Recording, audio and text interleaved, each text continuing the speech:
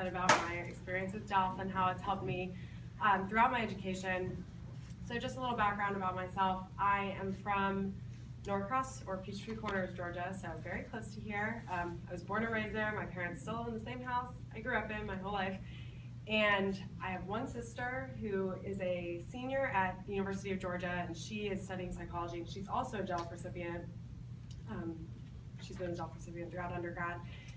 And so we have always been members of Temple Kehillat Chaim in Roswell, for those of you who are familiar with it. And we both went to Norcross High School, and I graduated in 2010 and went to UGA for undergrad. So while I was there, I did, the usual things that college students like to do. I was in a sorority. I was on the boards of, extracurricular activities, and I like to go to football games and explore Athens. But I graduated in May of 2014 with a Bachelor's of Arts in International Affairs and a minor in Spanish, which unfortunately I don't know that well anymore, but I did it one time. And after college, I took a year off to work as just in a law firm in an administrative position, and now I am a 1L, or first year, at Georgia State Law. So anyway, back to DELF.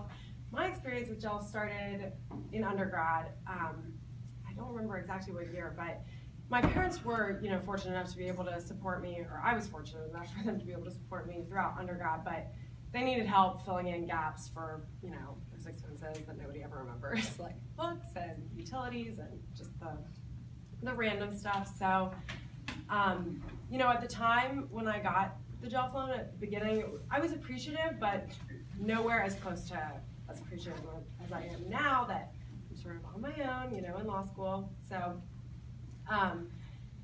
unfortunately, my parents, they still support me, but they can't really fund my legal education. It's just a little bit too much. So DELF has been so helpful in funding my legal education. And so anyway, I am basically a law student who doesn't have a salary, but I've done a lot of things to sort of make my legal education as affordable as I possibly can. I go to Georgia State, which, for those of you who don't know, is considered one of the best value law schools in the country. It's, pretty much, you can't get it much cheaper and still receive a good education. I'm on a merit-based scholarship, and starting next year, I'll be working as a graduate research assistant, which even further lessens my tuition. But even with all that, as I'm sure you all know, it is still just not enough I still need some extra help. And so that's where DELF comes in, and this is why it's so important to me, is that I'm trying to do all these things to help, but without DELF, I would definitely be having to take out thousands of dollars more in very high interest rate loans.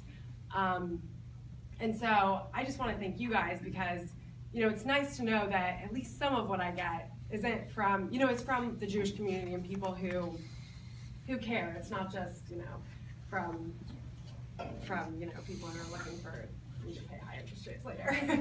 So I just hope that one day I'll be able to do what you guys have done and to support somebody, because, we all really appreciate the help of all the students who receive your donations.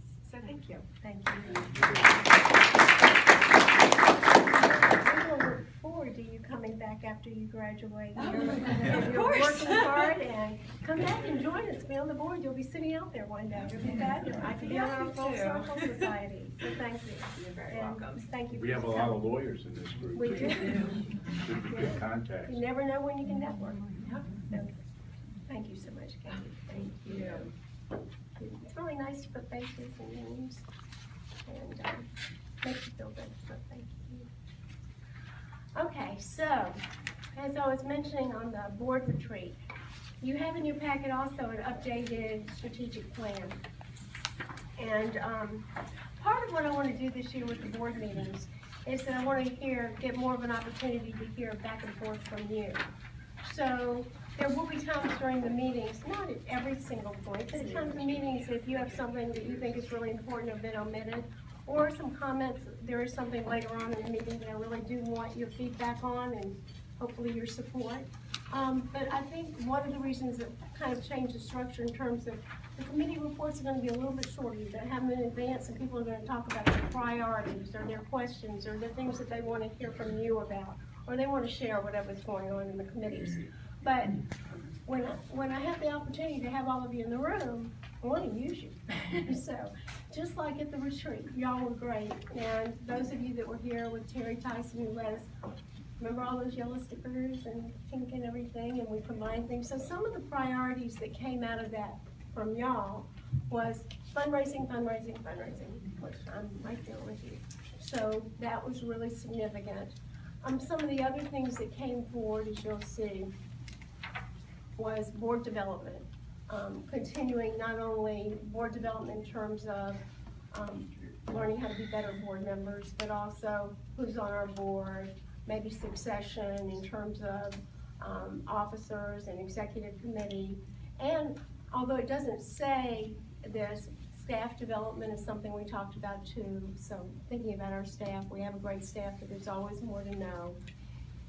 And so, and I think with staff, when staff is invested in the organization, which ours are, and I don't see them going anywhere, I've been assured, but staff longevity is something that all of y'all mentioned. You recognize the great staff we have. You know that we're really fortunate. So we want to keep everybody happy. And then South Florida, of course, and Debbie hopefully will get here before some of you leave about the importance of South Florida and what we're doing there. So we took those things, and with Terry's help, we kind of updated the plan. So you'll see that the outcomes are basically the same. The only thing that really kind of left the table was if we were gonna do anything in addition, like the mentoring program. That really never came up. Nobody really mentioned those things. So maybe they've kind of fallen a little bit for a while to the side. That doesn't mean we won't ever do anything else, but it wasn't one of the things that y'all talked about. I know you haven't probably had a chance to look at this, but for those of you that were there, do those priorities sound like the things we came up with and talked about? Comments about the retreat? Well, I thought it was really successful. I thought you did too. And so we have some new things to look at this year. And staff also has put some numbers to it, like 10% increase in the number of students who receive loans. That would be great. You'll also see as we move forward some other numbers that Don's going to talk about and I'm going to talk about. The increase in applications. We talked about maybe looking at South Florida, as it evolves, and we don't expect it to happen tomorrow, but as it evolves, Howard's going to talk more about how we're the oversight committee, but how it evolves, maybe seeing whether we want to move into other areas. So we have lots to do, and I think the plan has been updated appropriately and kind of in a timely fashion. So if there are no comments about that, that moves me right into the details. So one of the details I didn't mention in the opening was, we've already started, but fundraising. You are part of the fundraising effort. And I want to thank all of you who have stepped up to sponsor a student. I know that everybody can't do that, but many of you have been able to do that, and we're so lucky and fortunate. So thank all of you for that. Some of you are in the middle of that process, some of you are just starting it, but we are grateful. And those who are just starting, it goes right into our new money for 2016. And as you know, and we'll know a little bit more in a minute, but most of you are already aware that for the first time we're going to today set the loan amount that's being recommended for the spring, for the summer.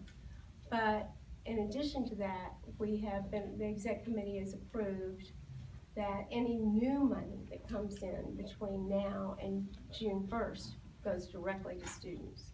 So we are working on that, and you're going to hear more about the fundraising in a minute too. But I'm going to ask everybody to dig a little bit deeper this year.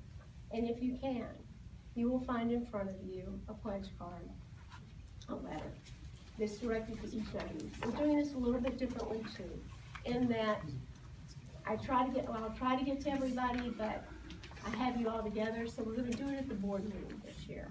And ask each of you to think about what you can do for Joe It's so important that we have 100% involvement, which we always have, because we are getting ready to turn in grants, and they look at the board and say, how invested is your board?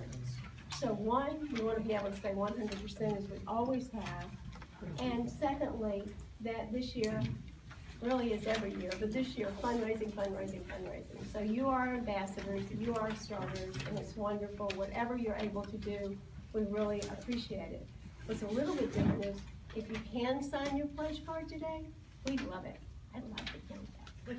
But if not, we're really gonna ask if you can go home and think about it, talk about it, and at least let us know within a week, so that we can kind of start putting it in our grants and knowing what we've got. So I really, really appreciate that. If you have questions, or you wanna talk to one of us about it, or and please step up and do. And of course, you know that it doesn't have to be paid today. It's a pledge, so you can pay it by December 31st. So I thank you in advance for consideration and your support. I know I can count on it. Okay, that leads to financial. Okay, thank you. For